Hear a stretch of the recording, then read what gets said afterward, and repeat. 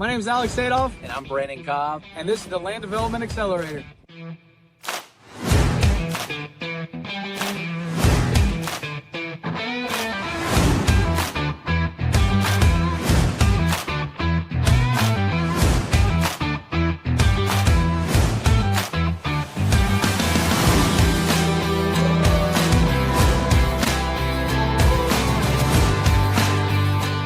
For people to hear his story and kind of how this said. So today we're going to be interviewing one of our very own, William. What's going on, man? Hey, let me get my light because it's dark in here. Can you see? I don't know. I got weird light in here. I'm doing good. We see you fine. Good, man. Glad to see it. Yeah, it looks like you got a lot of busy work over there on the backboard. I got some dreams. Hey, I'm aiming towards the tens of millions. I ain't gonna be here long. There you go. I love it, man. Let's do it. Well, this like your story when I first heard it, it was really inspiring. So, and I've got stuff I want to show too. So this isn't going to be just us, talking back and forth about it, but I'm going to show you some of the stuff. So I had William sent some information over. The deal that we're going to be talking about today is this one right here. Can y'all see my screen? Okay. It's coming up. Yeah. All right. Perfect. Everybody can see it. Concept plan's nice and clear. So this is the deal that he sold, that he did, and I'm not going to spoil this. It's a really funny story, especially I really enjoyed the part where he said his civil engineer was like his therapist. So we're going to save that part. I'm gonna let him tell it.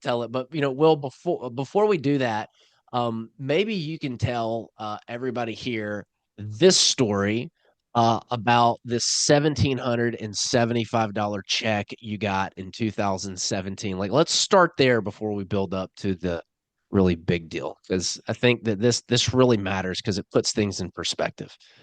Oh, okay. Well, yeah. So when I first got started in real estate, and I kind of took just the traditional path of learning wholesaling, because obviously I didn't start with a lot of money, so I was trying to look for, low, cash out of pocket strategies, and so I took a lot of different courses, and probably from the time I started actually learning and taking courses to doing the first deal, it was about a 6-month period, of kind of trial and error, and I was doing a lot of just guerrilla marketing. So that, like I said, I live here in Rutherford County, but that first deal, I was getting a lot of leads from Clarksville back then. Now that hindsight's 2020, I should have kept some of those properties in Clarksville, but I was just trying to make the first dollar. So that was just a simple wholesale deal on my very first closing. And I think, man, the margins were super small. I think I got it under contract for maybe like 32,000 or something, and man, flipped it for like 33.5 or 34, something small.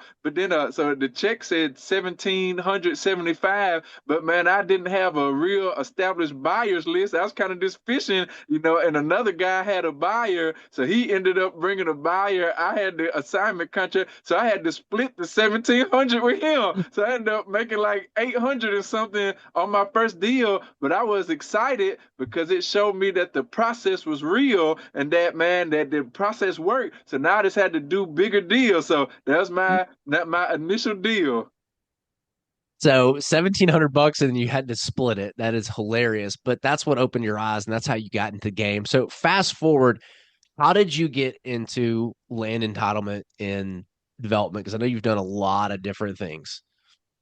Yeah, so a few years back, I say kind of the light bulb moment was actually on a wholesale deal that I was doing. So after that first one, like I said, I did several other wholesales. I did a couple flips and ended up acquiring a few rentals. So I kind of, began building momentum. But I say a few years back, there was another wholesale deal that I got under contract, and something I used to do. I don't do it anymore just because it's kind of washed out. But I used to scour Craigslist almost every day, and sometimes I used to get leads off of Craigslist under the real estate for sale section on Craigslist. So I got a lead off of Craigslist, and it actually was here in Rutherford County, and it was a farmhouse. It's about a 3,000 square foot house with 30 acres. So at that point, I didn't know anything about land. So I wasn't even thinking about the 30 acres. I was just thinking about the house and how much could I wholesale it for, So I ended up getting under contract contract, and there was another investor and a buyer. So they were, going to be my end buyer on it, but they had different strategies. They knew about subdividing, they knew about new construction and building. So what they did is that, well, I'll tell you the story. So I think I made like 12 or 15,000 on that wholesale. So now my assignments were getting a little better, so I made 12 to 15,000, but I went into their office like maybe 2 months later to meet them for something else. And I introduced myself to their secretary at the desk. I said, "Hey, I'm William. I'm here to see such and such." And they said, "Oh, you're the guy who sold us that 30 acres, And so when she said that, it kind of put a thought in my mind. I said, "Man, why did she say that?" So what I found out was that they ended up taking the 30 acres. They checked off the house with 5 acres, and I think they sold the house with the 5 acres for everything they had in it. So they got all their money back just on the house and 5 acres. Now they had like 25 free and clear acres that they checked off in the 5-acre tract. So man, no joke, they probably made $500,000 or more on the same deal that I made 15,000. So that was like my light bulb moment to say, man, I need to do some different strategies. So I started going down the rabbit hole of learning about land and development. I actually took a couple classes on it just to at least get my feet wet. And so the deal that you're going to be talking about, that was really my first deal that, man, I jumped in. And, I probably say I'm probably, I don't know, crazier than a lot of people where, man, I didn't have all the T's crossed and I's dotted. I just knew that, man, I had to start doing some bigger deals. So, man, I ended up, I talked to an agent. And I said, "Hey, I need you to go look up as many land deals as you can in this area." So she sent me a list of like 10 properties. And man, she got me in her car and we drove around for like 2-3 hours that day. We went and looked at all of them. And for some reason, like I say, it was just almost like a intuition or a sixth sense. I say God was helping me pick the right one, but where out of all 10 of them, man, it was that one that stuck out to me. I said, man, this one got some, just because of the location of it. It was like maybe 15 seconds off the interstate off I-24. It was right across the street from Walmart, but it had been sitting on the market for like 4 or 5 years. So she just went on the MLS and looked up properties. And so my very first deal I did was off the MLS, but it had a lot of eyesores. So that's why it hadn't sold. And I was probably too ignorant and naive to know about the eyesores. I saw the potential, but I didn't see the potential pitfalls. But I think that helped me, but there was a lot of, just ups and downs in the process of it. But I'm kind of just giving you the backstory, but I'll let you continue asking questions. Just so you guys know, can y'all see my screen okay? Yeah. This is where his deal is. So, I mean, this is downtown Nashville. Guys, there's deals all over the place. There's a lot of parcels all around here. So I want to show you this because there's literally no lack of deals around. If you pull up the GIS parcel map, it's overwhelming the amount of opportunities they are. But if we zoom in on it, you can see like this is Manchester, Tennessee. His property is actually it's right here. It's right across from the Walmart. There's a Home Depot right here. I mean, this is a fantastic area. And look at all the other land that is around here too. I had it pulled up on Land Glide so you can kind of see it. Here it is right here. So here's his parcel right here. So, I mean, it's right across from Walmart. I mean, if that's not prime, I don't know what is. So, and Will, later on, are you comfortable with me sharing how much you made on it? Yes, that's fine. Okay. How did you find this deal? So yeah, like I said, the agent, they helped me on this one. It was an agent who was a local agent down there that I knew. And I just told her, I said, "Hey, I want you to go look up as many potential land development opportunities that you can." So she just went on the traditional MLS and, picked out some land listings. And like I said, she sent me a list of about 10 or 12. And man, we started driving that day. And like for the reasons you mentioned, like I didn't know any of the detailed checklist now that I know now then. I I just said, look, man, this is across from Walmart. It's close to the interstate. It got to be worth something, being, so that was my elementary logic on it, but I mean, it did have the potential, but the reason that we ended up finding why it had been on the market off and on for about 4 or 5 years, no one bought it. So right there, that was like, should have been red flags, like, why is no one buying this? So in the course of us doing due diligence on it, we ended up discovering that it did have a lot of wetlands on it. I didn't even know what a wetland was. Like, I thought we just looked if it was in the flood zone or not, and that's what I know you joke. And you mentioned how my engineer was like my therapist, because they were exposing me to certain pitfalls that I wasn't even aware of. So I said, man, I thought every single hurdle was going to kill the deal. And honestly, I probably overextended myself on, getting into the deal where, I covered a lot of the engineering costs, myself, a lot of the, things. So I said, man, we got to make this one work somehow, So, man, they helped me through it. But yeah, really just the agent helped me find it, and the location kind of just stuck out to me for the potential on it. So you reached out to an agent broker in an area. They found this thing, and common sense said, well, it's on the main road. It's right next to a Walmart, and there's got to be something here. So what was the next step? Did you put it under contract? What was the plan at that point before you got the civil and everything involved? So I say, thankfully, the civil engineer who I work with, they did help me a lot on the front end. So I think before I put it on, maybe I did. I think I put it on the contract first. So I got this secured with the sellers, and then, like I said, I sent it to the civil engineer, and they kind of helped me to do a general analysis of it, and they saw potential with it, with the location, but as we got deeper into it, I mean, there was several different things that popped up that they were able to design and resolve, but it just was a lot of hurdles. But yeah, that was the initial steps, was getting it tied up on the contract, and then, retaining the civil engineer to start the process. Did you know that the city was going to approve this piece of parcel to be entitled? What did that look like? Like, how did you know that this was going to be a successful entitlement? I mean, to be honest, I didn't.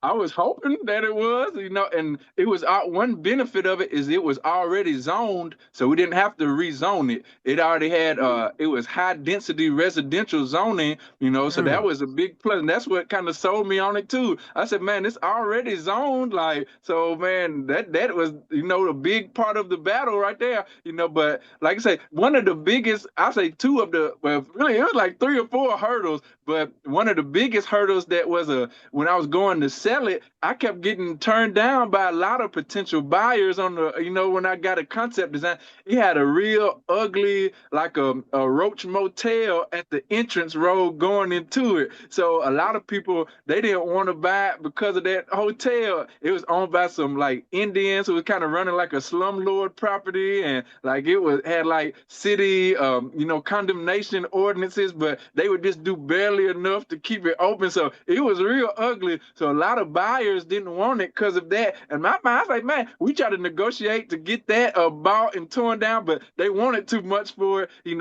But yeah, man, it was a interesting journey and experience.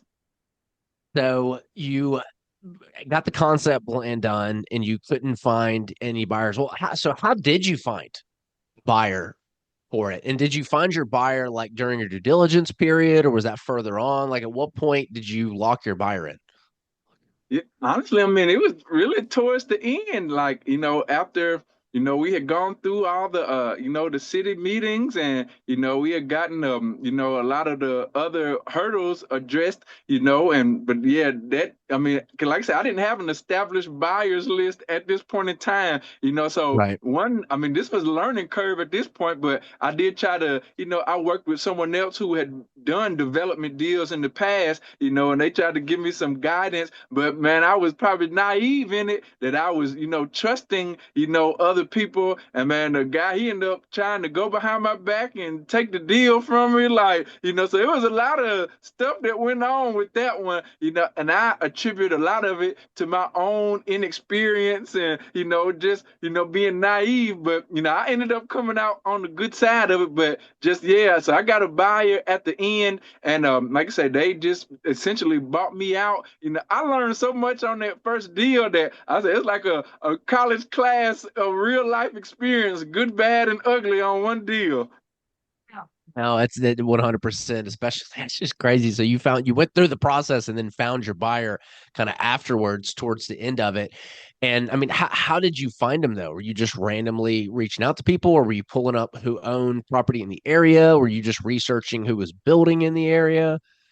Yeah, so kind of who was building, and I guess I reached out to some other people who I knew that were builders and developers that I already had some type of a contact with, and kind of just asked them like, did they have any contacts? So almost like, essentially looking to JV with someone if they can help bring a buyer to it, and I had the contract on it, so really just working my network, and eventually, someone ended up coming to the table, and they eventually bought it, but yeah, so it just was really going just through my network of people at that point.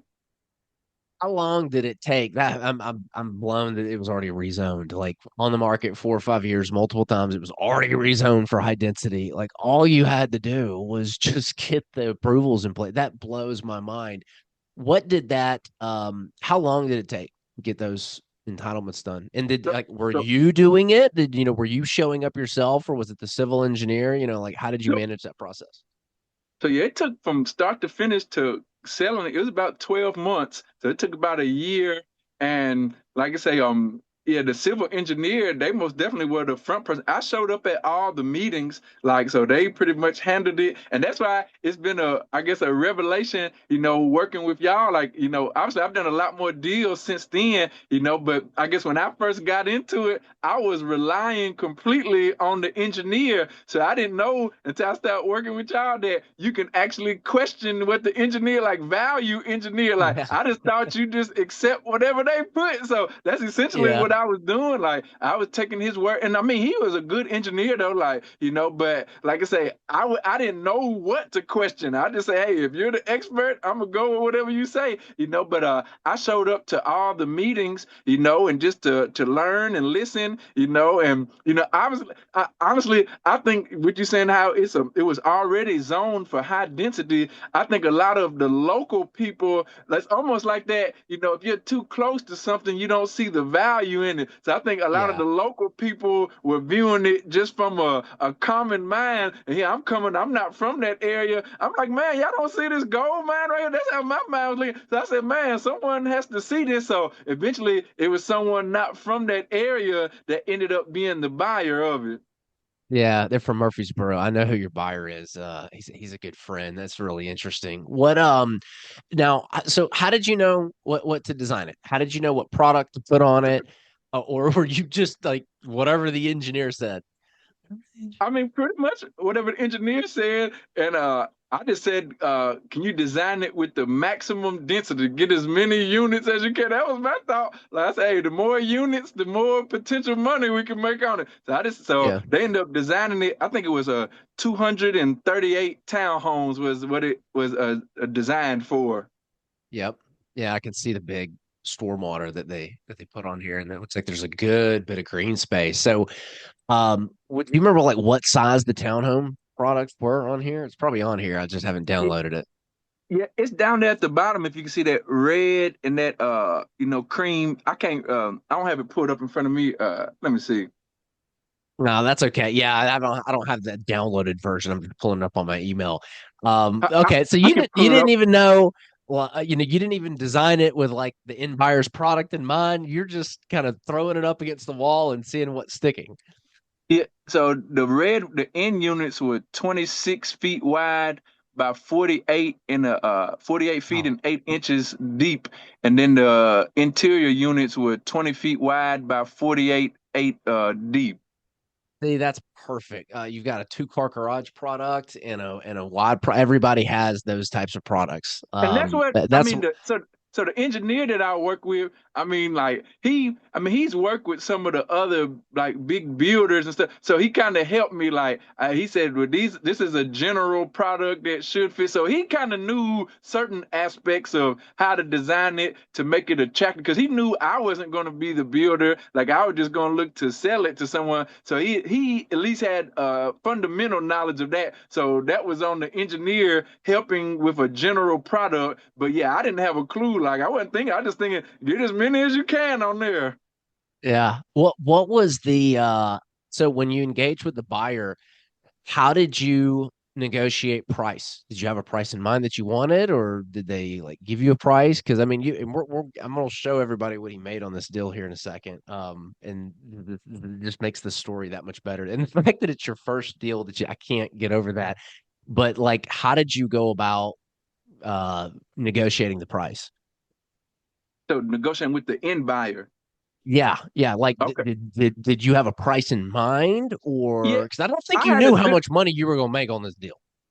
Yeah, I mean, I had a general idea based on conversations with other people, like of an idea of what it could go for, and so I mean, yeah, so we kind of just went back and forth, and honest, and I think one of the advantages that it had been sitting for so long that the sellers, man, they just wanted to get rid of it because they couldn't move it, and like I said, one of the guys, he was like, his name was Mr. Stroop, and I think he died like a couple years back, but I mean, man, he owned like thousands of properties. He was like 98 or something. Like, so man, he owned this since like the 70s, and then he had like a partner on. So they just been sitting on it. Like, it didn't really mean that much to them. So, and then they had a couple other like heir partners who inherited a portion of. Man, when I say it was a lot of issues, even they had like some quiet title issues once we got to the title to close on it that we had to Yeah. resolve. So it was a lot of stuff. But negotiating with the end buyer, I kind of just went off like a per unit, guesstimate based on conversation. So I didn't have a real professional analysis, but I knew that I got in it for a very cheap price for Mhm. the density that was on it. So I had a lot of wiggle room.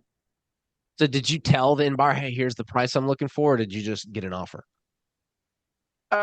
So yeah, I gave them an idea of what I wanted, and then we kind of met in the middle on it, and kind of went back. And honestly, man, I guess I say this was probably during the peak of that cycle of when it was like hyper people overpaying for properties and stuff like a couple years Yeah. ago, like that.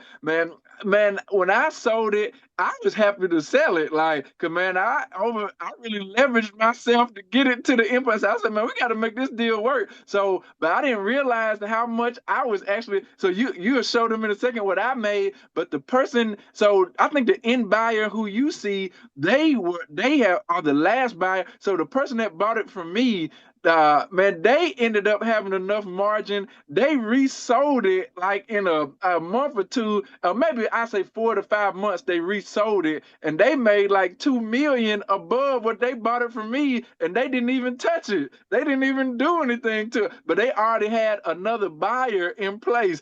So they probably had a more dynamic network of Yeah. developer builders at that point. Where if I had that network, then I could have maximized it. But I still was happy with the outcome, but I think there was some money left on the table looking back on it. Yeah. I mean, you got to leave a little bit of room for somebody else to make some money, right? It's got to be a win. All right, y'all. Here's the HUD. So, and it's just crazy that you did an assignment fee on here and you didn't double close it because a lot of people will balk when they see how much money you're making on a deal and they'll try to retrade on you. But it sounds like that didn't. So, you made $1.3 million on this deal. That's really good. Now, the engineering deal that the invoice, you said you were coming out of pocket. Did you negotiate with the engineer to like, some of the invoices need to be paid at closing, or like, how did you negotiate the cost with the engineer? Yes, that's correct. So yeah, I paid like some on the front end, like as a retainer, kind of like an attorney. Like I think I'm like maybe 5 or 10,000 on the front end, and they Yeah. credited towards it. And then yeah, he knew my game plan of selling it, to someone. So he said, hey, he's willing to hold that to the end, and so that's that amount that came out, that 106, went to him at closing to pay off, the rest of his design fees, because yeah, I think he did obviously the concept plan plan. He did the topography survey. I didn't know anything about, I just thought survey was a boundary. I didn't know about topography surveys. I didn't know anything. So he taught me. Then I saw how much topography surveys cost. I'm like, goodness, man. So but yes, he held back some of the costs. I did have to pay a lot of the other, like traffic study, wetland studies, other environmental studies that they were not willing to hold there. So I had to pay them up front. Yeah, but that's nothing. I mean, that's peanuts compared to the bigger ball game at play right here. So you can negotiate the engineer getting paid on the back end. Like we do that with a lot of our deals. So, this helps out with cash flow.